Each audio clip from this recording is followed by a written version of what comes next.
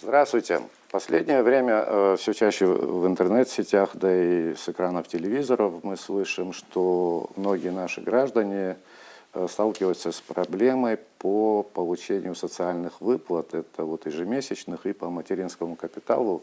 Имеется в виду выплат Российской Федерации, то, что ежемесячно выплачивается детям. На эту тему мы сегодня поговорим с начальником правового отдела Министерства социального обеспечения и демографической политики Республики Абхазия Сарамео-Черкезия. Здравствуйте.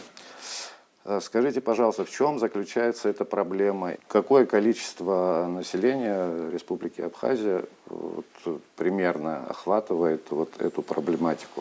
По поручению президента правительством было издано распоряжение в связи с обращениями граждан в части того, что граждан Республики Абхазия, являющиеся гражданами Российской Федерации, вменяют нарушение законодательства Российской Федерации в сфере социального обеспечения граждан.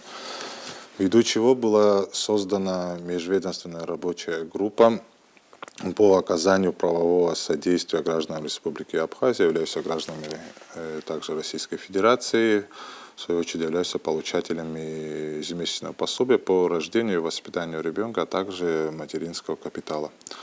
Граждане, которые столкнулись с нарушением законодательства на территории Российской Федерации. В данную межведомственную рабочую группу вошли государственные органы, как Министерство юстиции, Министерство внутренних дел, Служба государственной безопасности, Министерство социального обеспечения, а также депутаты парламента.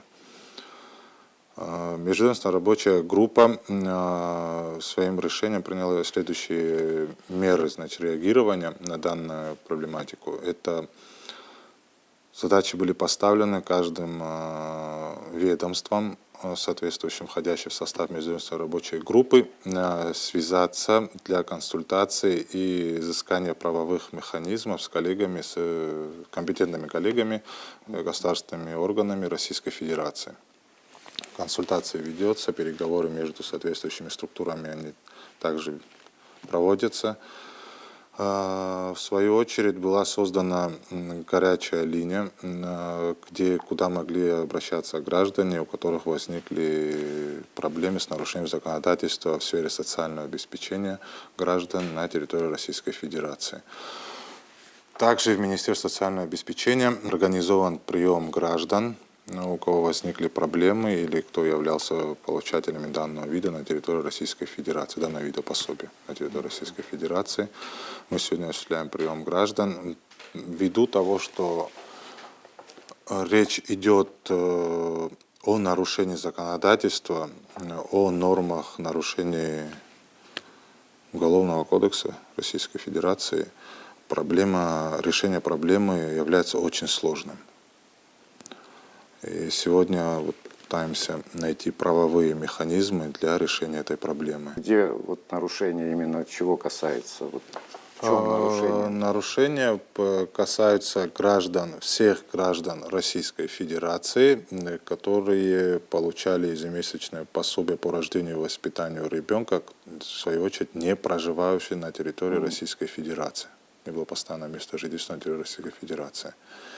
А что касается, вопроса по материнскому капиталу, тут вопрос в том, что материнский капитал, право получения имеют все граждане Российской Федерации по рождению ребенка, вне зависимости от их места жительства. Но также в нормах прописаны, на какие средства и цели можно воспользоваться данным видом материнского капитала. В ходе наших работы на данный момент выясняется на самом деле много вариантов, способов, которые были использованы и также введены наши граждане в заблуждение. Мы это сегодня тоже видим. Это с помощью посредников каких-то, да? Да, с помощью определенных посредников, которые в свою очередь воспользовались незнанием норм закона наших граждан, норм закона Российской Федерации, граждан, которые проживают на территории Республики Абхазия. Но данными направлениями мы, занимаемся, и занимаются также соответствующие структуры. Еще раз подчеркну, что Да, мы сегодня также мониторим и социальные сети, и также ведем консультации с нашими гражданами. Мы понимаем, что люди, да, там в определенной части требуют определенные методы решения проблемы, но так как речь идет о нарушении именно норм закона иной республики, иной страны, то есть в данном случае Российской Федерации, то у Республики Абхазия как таковых правовых норм регулирования данного вопроса у нас, конечно, мало. Но все усилия для этого прилагаются, ведутся соответствующие консультации, находятся определенные пути, но для решения и для того, чтобы мы могли приступить к решению данной проблемы в полном объеме, нам необходима информация от наших граждан, кто столкнулся с данной проблемой, кто являлся получателями данного вида пособия или также воспользовался по обналичению материнского капитала. То есть эта информация нам необходима для того, чтобы мы могли уже в полном объеме приступить к решению данной проблемы. Ввиду чего мы рекомендуем нашим гражданам приходить для консультаций, в первую очередь, в Министерство социального обеспечения, где мы уже в полном объеме проведем, значит, работу. Горячая линия, вы говорили, она сегодня работает? Горячая линия работает, да, многие люди обращаются. Более 300 обращений уже по горячей линии были наших граждан, где мы пытались всячески провести консультацию, беседы. Многие из них лично пришли к нам. Большая часть из обратившихся, значит, нам они оставили свои данные, то есть время, период получения и так далее.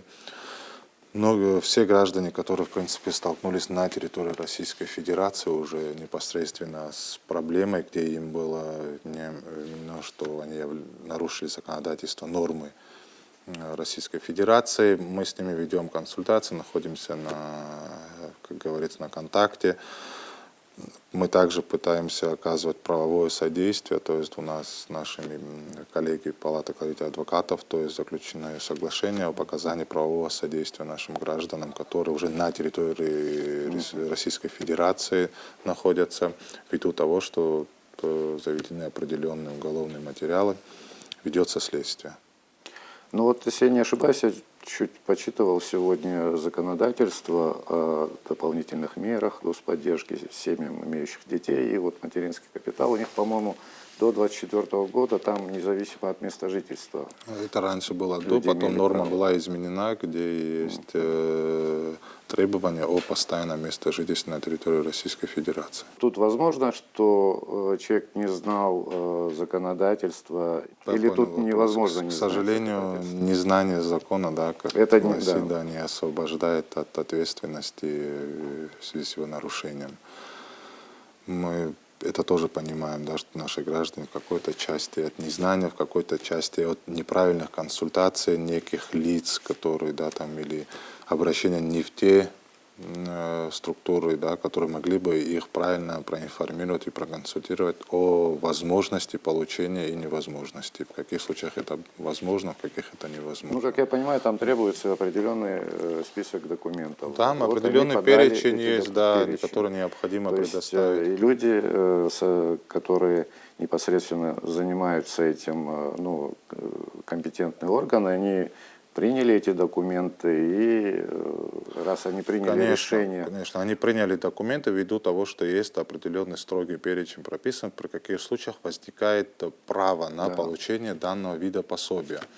Если гражданин Российской Федерации предоставляет все соответствующие документы, которые требуют, как такового требует перечень, то, естественно, ему одобряют данный вид пособия. Но что затем происходит? Но знаете как, то, что нами, да, выяснено в ходе работы, когда соответствующий орган, который назначает данный вид пособия, затребовал документы, наши граждане предоставляли им прописку о постоянном месте регистрации территории Российской Федерации. Естественно, не было необходимости соответствующих органов провести действительности, усомниться в действительности, да, там, прописки и так далее. То есть при Прописка сегодня проверке говорила о том, что это оказывались- постоянное место жительства. То есть Правовой части. фактическое проверяется тут место жительства еще, да, помимо Ну, прописки? процесс уже соответствующей структуры, там в Российской Федерации хватает механизмов для того, чтобы выяснить, проживает ли тот или иной гражданин по месту жительства, или же проживает ли он вообще на территории Российской Федерации.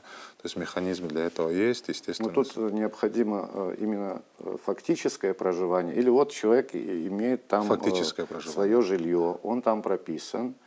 Там и есть его- определенный период отсутствия, который граждане на период получения данного вида То пособия есть они это отсутствовали. строго в общем, учитывается. Да, конечно. Почка по выявлению, да, вот нарушения, оно как бы, то есть даже в российской законодательстве такая норма, если гражданин является получателем данного вида пособия, и если он с одного региона переезжает в другой регион, он должен известить соответствующий орган о своем переезде в другое место жительства.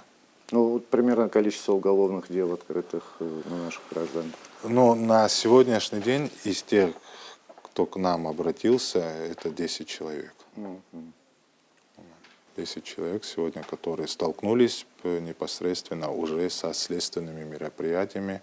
Там по 2 материалам уже есть решения суда вынесенные, вот, с отсрочкой исполнения ввиду наличия, с отсрочкой исполнения приговора ввиду наличия малолетних детей. Ну, вот, насколько я понимаю, можно этих граждан разделить, по-моему, на 2 части. Вот одни, которые реально имеют там жилье, прописаны, это немножко другой, по-моему, другая часть. А вот те, которые через посредников... Пока сейчас только так. собираем всю эту информацию, только мониторим сейчас всю эту ситуацию. Я еще раз подчеркну, что вопрос сложный ввиду того, что тут вопрос касается о нарушении именно норм законодательства, которое влечет за собой уголовную ответственность. Вот и данные нормы, они нарушены не на территории Республики Абхазия, а в Российской Федерации. И решение в правовом русле в данном случае очень сложным вопросом является. Сама по себе ситуация, данная, которая возникла, она очень сложная. То есть его не предоставляется на данном этапе в одночасье там, решить этот вопрос. Для этого нужно время. Но еще раз подчеркну, для этого нам также необходима помощь наших граждан, которые должны нам о себе, как говорится, заявить, сказать.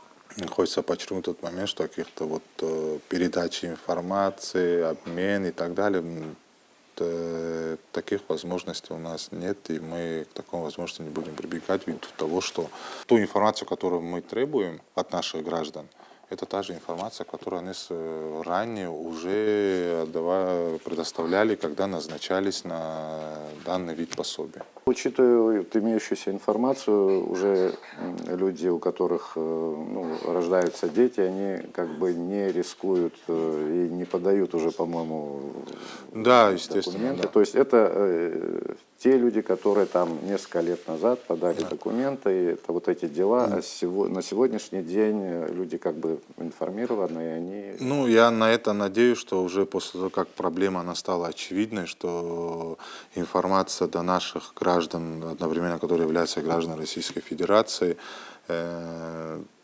прислушивается к тому, что данный вид пособия назначения в таких условиях, которые ранее было, это является нарушением норм законодательства. И не прибегнут к такой мере, и не будут идти, значит, вслед за своих соседей, Ну да, друзей. то, что уже вот те, которые прошли уже через это, понятно, а сейчас, вот я думаю, уже люди осведомлены, проинформированы. Пытаемся информацию до всех доносим, ее освещаем, говорим людям о том, что данный вид является нарушением. Есть надежда, что как-то удастся сделать так, чтобы минимизировать Ну, задача такая последствия. поставлена, и мы к этой цели идем, чтобы максимально, насколько это нам позволит наши возможности, решить данную проблему. На это Спасибо. надеемся. Вопрос, в общем-то, я думаю, понятен. Спасибо вам. Спасибо вам.